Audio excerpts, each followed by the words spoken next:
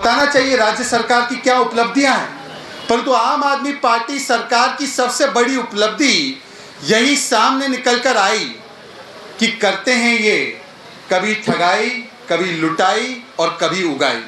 और इन तीनों चीज़ों का आज इस पत्र में डिटेल में बड़े सूक्ष्म तरीके से सारे तथ्य सामने निकल कर आए।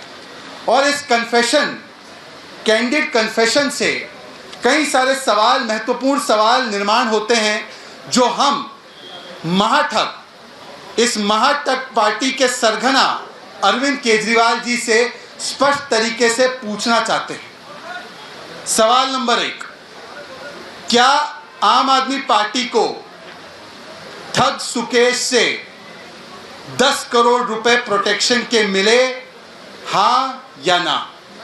क्योंकि प्रोटेक्शन का पैसा इसलिए लिया जा रहा था सत्येंद्र जैन के द्वारा क्योंकि वो जेल मिनिस्टर भी थे। तिहाड़ जेल दिल्ली सरकार के अधीन आता है, सुकेश तिहाड़ जेल में थे।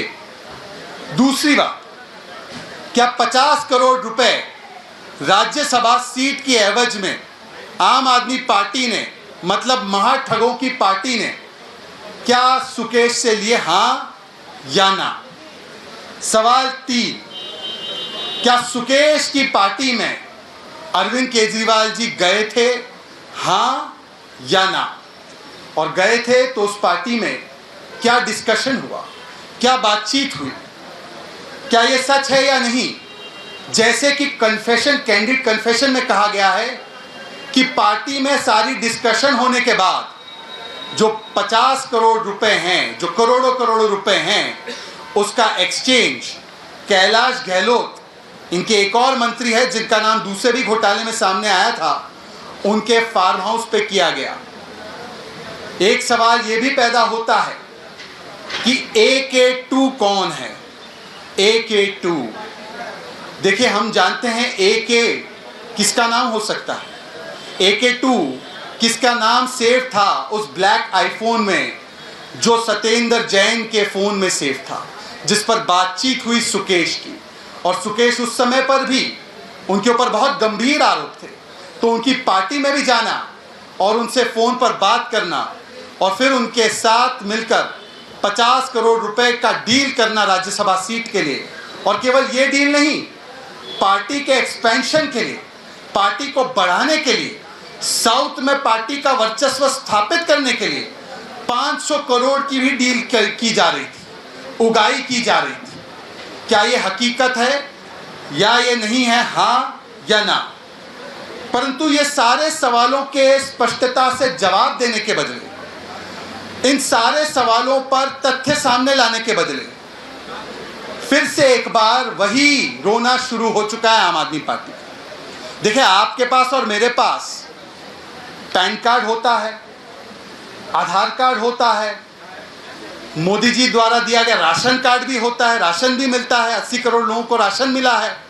आम आदमी पार्टी के पास विक्टिमहुड कार्ड है। ये विक्टिमहुड कार्ड है, जब भी शराब घोटाले में पकड़े गए तो विक्टिमहुड कार्ड, बस घोटाले में नाम सामने आया विक्टिमहुड कार्ड, बिजली के सब्सिडी घोटाले में सामने आया तो विक्टिमहुड कार्ड, फिर उसके बाद अब हाल ही में 2 लाख फर्जी रजिस्ट्रेशन करवा दिए, उसके तथ्य सामने आए, विक्टिमहुड कार्ड।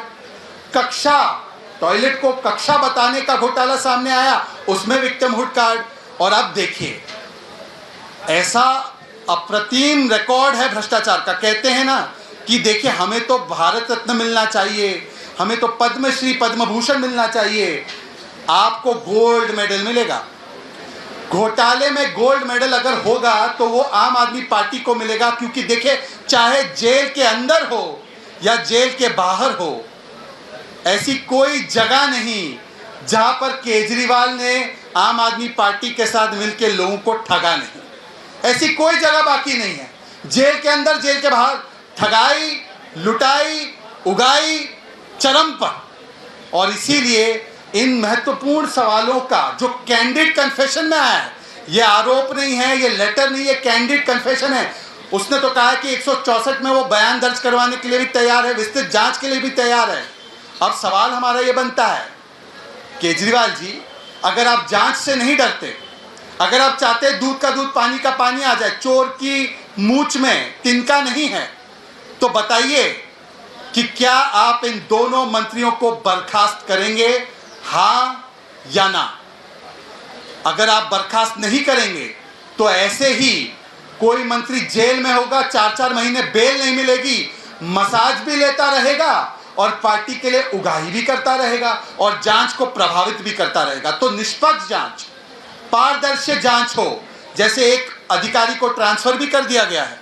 अगर निष्पक्ष और पारदर्शी जांच चाहिए तो इन दोनों मंत्रियों का इस्तीफा पत्र सामने होना चाहिए और साथ ही में इन सवालों के स्पष्ट तरीके से, बिना इधर उधर भागे, बिना विक्टिमहुड कार्ड खेले, इसका जवाब देना चाहिए।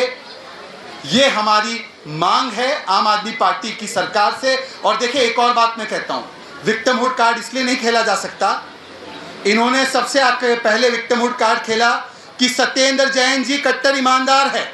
4.5 महीने से ज्यादा हो चुका है। कट्टर ईमानदार जिसको कहते हैं, उसे कोर्ट ने कोई राहत नहीं दी है।